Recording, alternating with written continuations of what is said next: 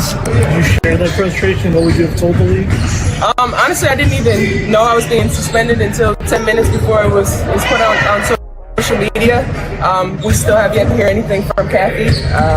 It's no surprise. You can see what's being said on social media, and yeah, I mean, it's unfortunate, but as usual, she remains silent, and that's unfortunate when, you know, our lives are being threatened. There is a moment in every public relations disaster where the person at the center of it makes a choice. They can step back, take a breath, consult with someone who knows what they're doing, and come out with a measured, carefully worded statement that acknowledges what happened without making things dramatically worse. Or they can do what Alyssa Thomas did. They can sit down in front of cameras, talk for several minutes about everything except the actual thing everyone is asking about, claim they didn't even know the play happened while they were actively participating in the game, pivot to social media grievances, call out the league commissioner by name, and somehow end up in a position where they've made a suspension that might have blown over in a week into something that's going to follow them for the rest of their career. This isn't just a sports story anymore. This is a case study in how not to handle a crisis. This is what happens when a veteran player with years of experience and presumably some level of media training decides that the best move is to go on the record and say as many things as possible without actually saying anything. And the reason it matters, the reason millions of people who might not have cared about a WNBA suspension are now watching clips of this interview on repeat, is because of everything. You know, the playing the game, being suspended, just the whole narrative that's being painted out there. It's unfortunate that it's come to this over basketball. A lot of us, myself included, didn't even know the play took place until after, you know, the game, and you know, now we're being painted as thugs, and there's death threats out on us. It's really unacceptable. It is something that needs to change in this league, and this situation represents for the league, for the players involved, and for the future of women's basketball in this country. So let's break it down, all of it. From what actually happened on that court, to what Thomas said in front of those cameras, to what the WNBA is going to have to do next if they want the story to stop defining their best season in over a decade. Before we can talk about the interview, before we can talk about the suspension, before we can talk about any of the political and cultural dimensions of this story, we have to talk about the play itself. Because everything that came after it only makes sense if you understand what people saw and why they reacted the way they did.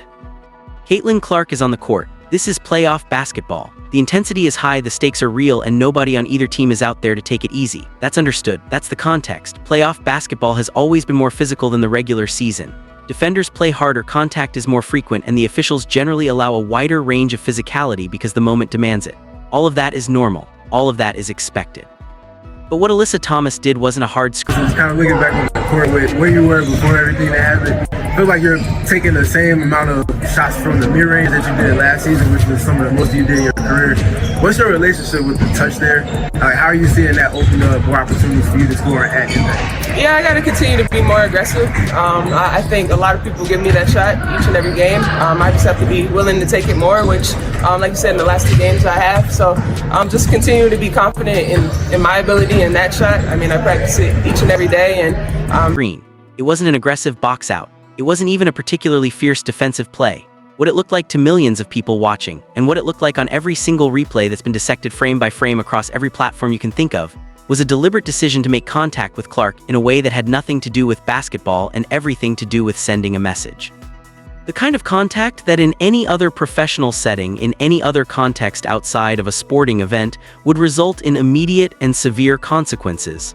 The kind of contact that makes you wince when you watch it. The kind of contact that makes you say out loud to whoever is sitting next to you, that was not okay. And here's what separates this from the normal physical play that happens in every basketball game at every level. It wasn't in the flow of the game. It wasn't a reaction to a screen or a drive or a continuous. Of the incident and like culture elements with that on social media. How do you feel that I felt the suspension. If that's what they felt was necessary in that moment, then so be it. But I think there's a lot of other plays that you can say the same about.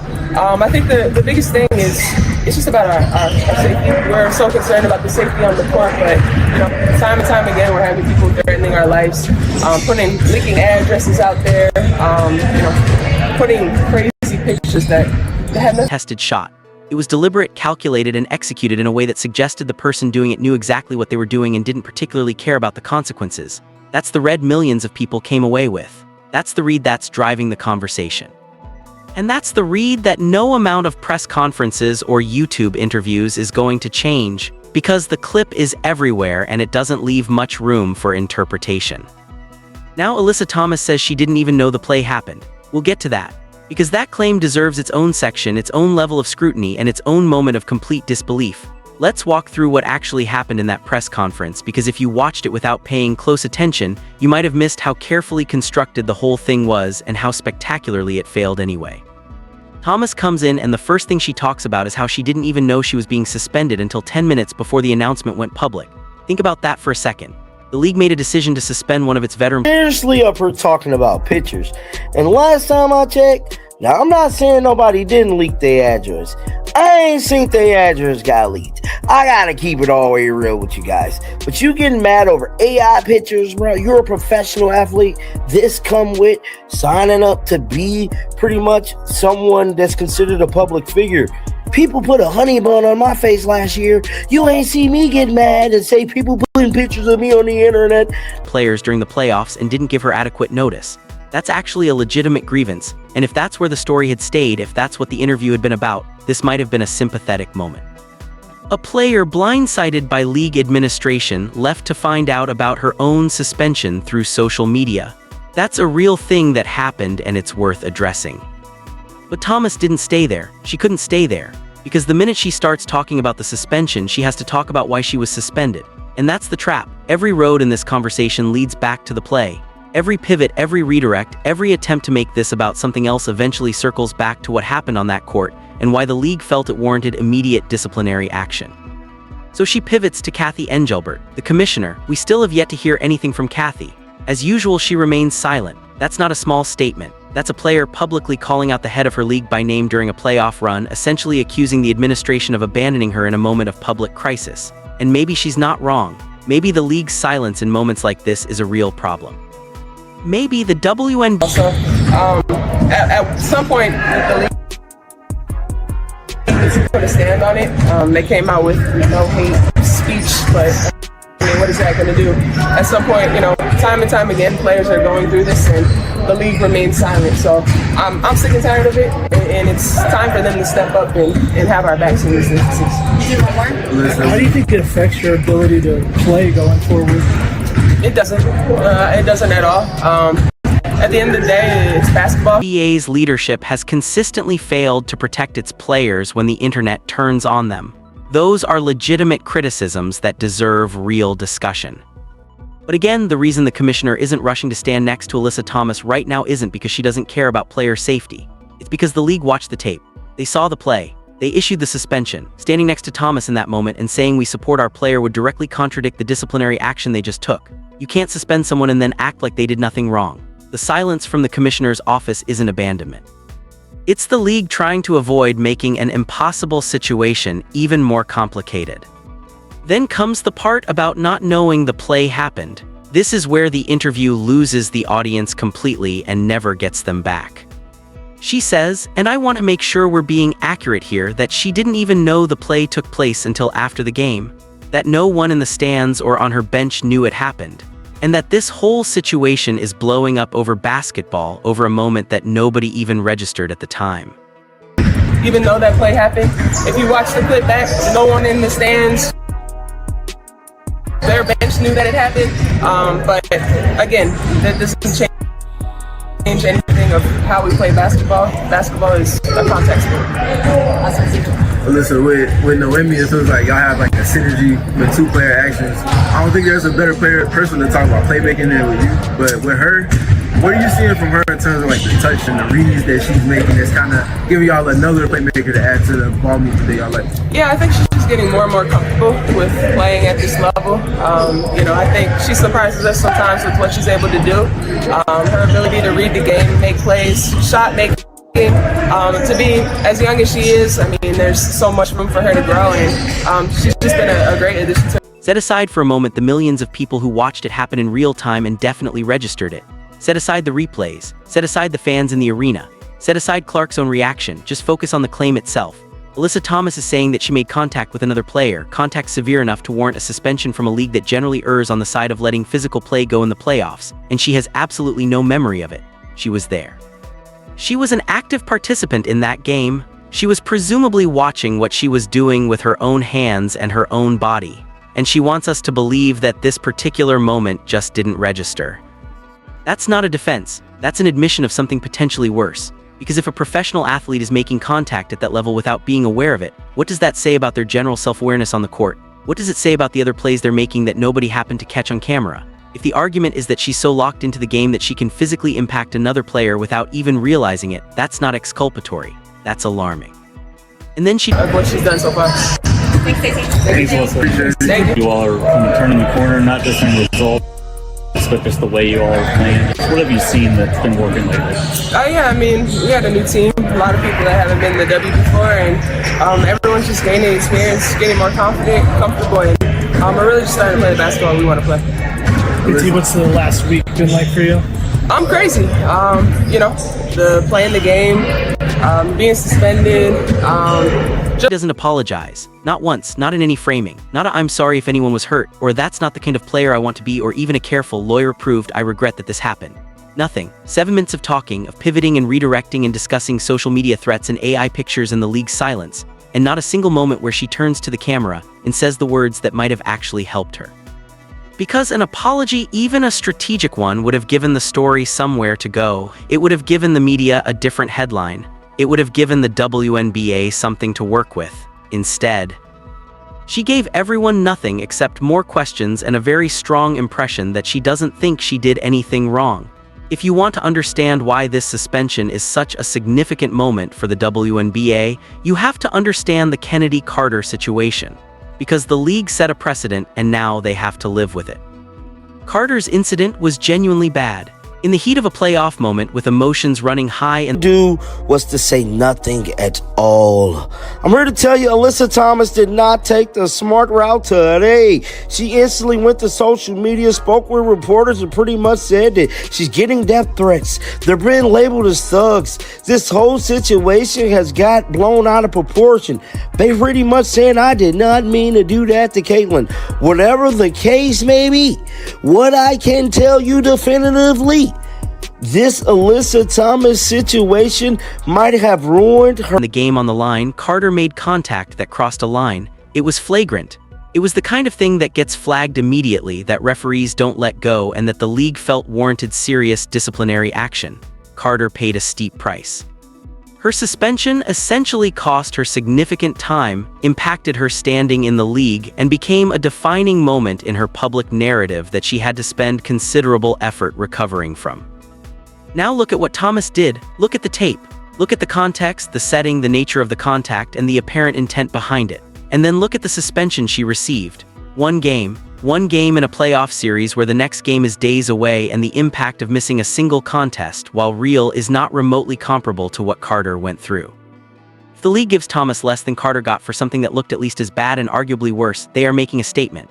They may not intend it as a statement. They may be thinking purely about the specific circumstances of each case, about the exact... A complete accident, no one even knew it happened. It's just unfortunate, but yeah, the league has to do better in this instance. Nate was really frustrated with the league. The connection with the rookies and how tight the camaraderie has been. What have you seen between Martha, Shea, and Shea there? Yeah, I mean, they're all filling out together.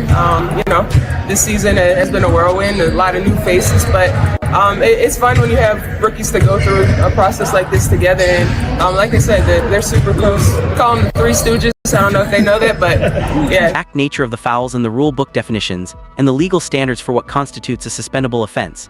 But intent doesn't matter when the optics are this clear. The message will be received whether it's sent deliberately or not. And the message is that the rules apply differently depending on who you are, how long you've been in the league, and who you're hitting. That's not a message the WNBA can afford right now, not with the season they're having, not with the eyes that are on them, not with the specific player involved on the receiving end of this hit. And Thomas seems to understand this, at least partially. That's why she says during the interview that there are a lot of other plays you can say the same about. She's preemptively arguing that she's being held to a different standard. She's saying that if this play warrants a suspension, then half the plays in any given game should warrant suspensions. She's making the case for consistency. And there's a version of that argument that actually has some merit. Basketball is physical. Hard fouls happen. The line between aggressive... How was it just to sit out that game, and what were your thoughts on the fact that they won, even though you were absent? Yeah, I mean, we have more than enough talent. Just super proud of how my team continues to fight through all the adversity that we're facing. I'm just super happy to be a part of this franchise and how they've supported me through this whole thing and had my back. It was hard to sit and watch the game, but like I said, just super proud. Defense and dangerous play is genuinely blurry sometimes, and the league doesn't always draw it in the same place. But here's the thing. That argument only works if what Thomas did was genuinely in the gray area. It only works if reasonable people could watch that play and disagree about whether it crossed a line. And based on the reaction from millions of people who watched it, including plenty of people who have no particular rooting interest in either team and no personal investment in Caitlin Clark's career, the play was not in the gray area. The play was pretty clearly over it. Which means the what about other fouls argument isn't a defense, it's a distraction. Here is the uncomfortable truth at the center of this entire situation. If Alyssa Thomas had done to any other player what she did to Caitlin Clark, this story would have been a footnote. It would have been mentioned in the game recap, maybe flagged in a league disciplinary summary and forgotten within a week. The suspension would have happened, the player would have served it, and life would have gone on. But this happened to Caitlin Clark, and that changes everything. Clark is not just another player on another team. Whatever they were, the three amigos, the studios, I can't remember. We call them students. Yeah.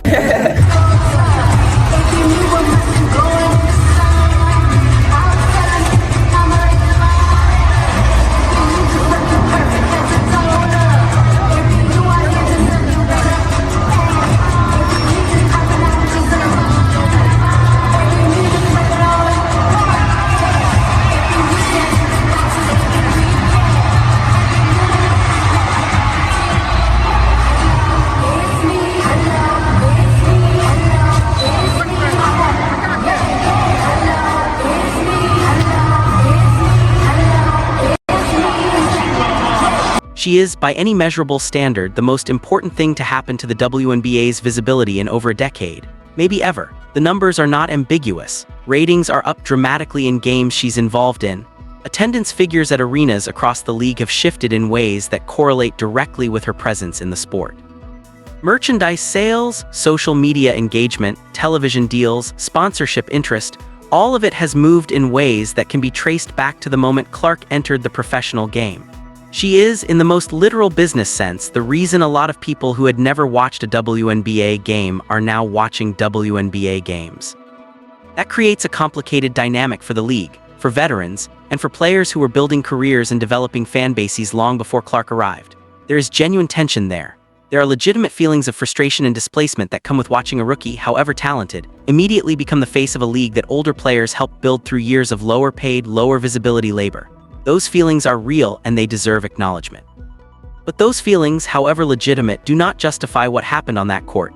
And more importantly for the league's purposes, they do not change the business reality that the WNBA is currently navigating. Clark is not just a player. She is, at this particular moment in the league's history, a phenomenon. She is the reason casual sports fans are tuning in. She is the reason advertisers are paying attention. She is the reason the conversation about women's basketball has shifted in a way that even the most optimistic projections from 5 years ago didn't anticipate. And now one of the league's established veterans just gave millions of those new fans a moment that looks on tape like a deliberate attempt to hurt her. That's not just a disciplinary problem. That's an existential narrative problem. Because every one of those new fans who tuned in because of Clark is now watching the story of what happened to her and forming an opinion not just about Alyssa Thomas, but about the league that employs both of them. About whether the WNBA is a place that protects its players. About whether the physicality on display is the exciting, intense kind or the dangerous, unsportsmanlike kind. About whether they want to keep watching. The league knows this. That's why the suspension came quickly. That's why the social media statement about online harassment was issued. That's why every word out of league headquarters right now is being carefully chosen. Because the WNBA cannot afford to lose the momentum it has built. And this story, if it keeps escalating, threatens exactly that. Let's talk about the part of the interview that Thomas probably thought would generate the most sympathy and that instead generated the most eye-rolling. The part about social media. about death threats and AI pictures and addresses being leaked, and the league not doing enough to protect players from online harassment. First, the part that's actually true and actually serious. Death threats are not okay. Threatening a professional athlete's family, their children, their personal safety over a basketball game is deranged behavior that goes so far beyond the bounds of acceptable discourse that it almost defies categorization. Anyone sending threats to any player over any play in any game needs to be identified, prosecuted to the extent possible, and permanently banned from every platform they're using to do it. That is not a complicated moral position. Threatening someone's life over sports is wrong. Full stop. No qualifications. And this is a very large but, you do not get to do something that looks to millions of people like a deliberate dirty play on a basketball court, receive a suspension that the league itself deemed appropriate, and then redirect the entire conversation to how meanly the internet is treating you. That's not how accountability works. That's not how public perception works. And it's certainly not how experienced athletes who have been in the public eye for years should be approaching a media situation this sensitive. Thomas talks about AI pictures. She talks about people putting crazy images on social media. And look, that stuff is annoying. In the age of generative AI, the ability for anonymous accounts to create and spread degrading or offensive images of public figures is a real and growing problem. It's something platforms need to address more seriously than they currently do. That's a legitimate conversation. But when you're sitting in front of cameras, suspended from playoff games, facing questions about a play that has generated one of the biggest controversies in recent WNBA history, and your main grievance is that people are posting AI pictures of you, you have badly misjudged the room. You have confused your personal frustration with your public responsibility. You have given the impression that what concerns you most about this entire situation is not the player you hurt, not the message your actions sent, not the impact on your team or your league. What concerns you most is how you're being portrayed online, and that's a story that writes itself and not in your favor. The AI pictures and the death threats are real problems. They deserve real responses from platforms, from the league, from law enforcement where applicable. But they're separate from the basketball play that started all of this. And conflating the two, using legitimate concerns about online harassment as a shield against accountability for what happened on the court, is exactly the kind of move that savvy media observers see through immediately, and that average viewers find deeply off-putting. It's worth spending a moment on the organizational context here because Alyssa Thomas didn't just show up to this interview on her own. The Phoenix Mercury put this on their official YouTube channel. This was, at some level, a franchise decision, and you have to ask yourself what they were thinking.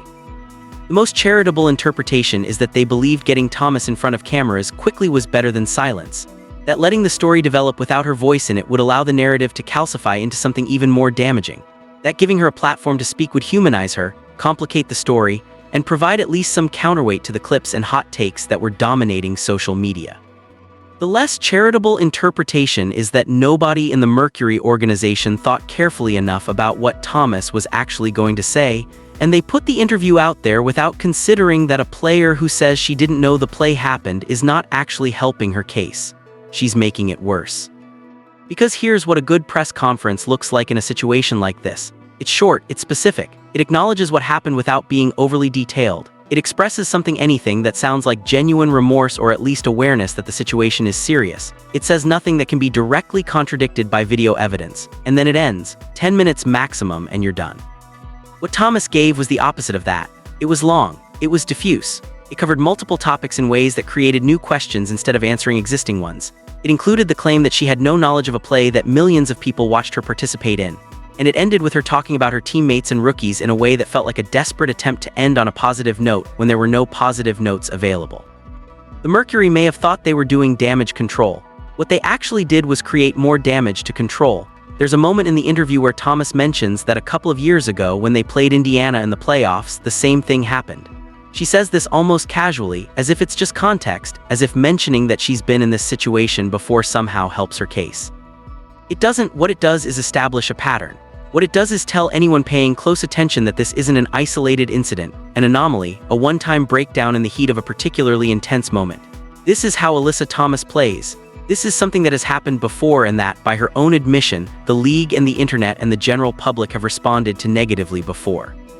And rather than acknowledging that pattern and addressing it directly, she's using it as evidence that the scrutiny she's under now is unfair. That's a significant miscalculation. In a normal media environment with a normal story, maybe you could make that argument. Maybe you could say that the reaction to this incident is disproportionate compared to the reaction to similar incidents in the past, and that the disproportionality itself is the problem. There's a version of that argument that holds together. But you can't make that argument when the specific reason this incident generated more scrutiny than past incidents is standing on the other side of the court with Caitlin Clark's face and Caitlin Clark's numbers and Caitlin Clark's level of cultural visibility. The reaction isn't disproportionate to what happened. The reaction is proportionate to who it happened to and what that means for the league. And if this is a pattern for Thomas, if this is something she's done before and faced backlash for before and not substantively changed because of, then the question the WNBA has to ask is what level of discipline actually produces change. One game clearly wasn't enough last time if there was a last time, so what comes next? Let's be direct about where the WNBA finds itself right now, because it's genuinely difficult and the decisions they make in the next few weeks are going to echo for a long time. Option 1, they stand firm with the one-game suspension, issue a statement about online harassment and try to let the story die down naturally.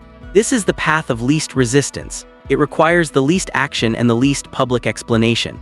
It also sends the clearest possible message that the league is not going to use this moment to establish a stricter standard for dangerous play.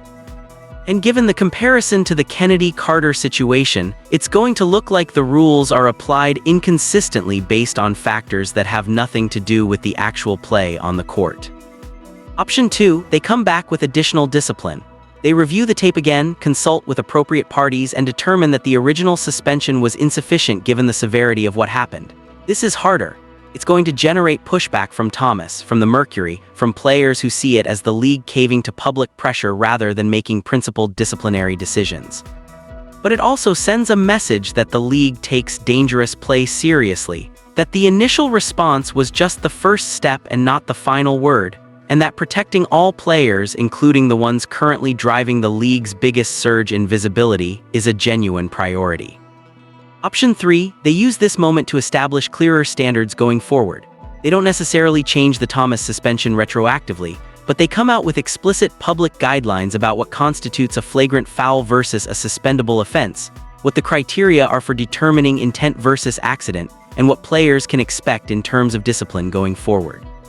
This is the most sophisticated response and also the hardest to execute, because it requires the league to commit to standards they might not always be able to apply consistently. Whatever they choose, they cannot choose nothing. They cannot go silent and hope the news cycle buries this, because the news cycle has Caitlin Clark in it every game, and every game Clark plays from here, someone is going to wonder what the standard is. Someone is going to test it, and the league's response to this moment is going to define what that standard looks like for years. In the interest of being fair to someone who clearly put herself in an impossible position with a very poor press conference, let's talk about what a different approach might have looked like.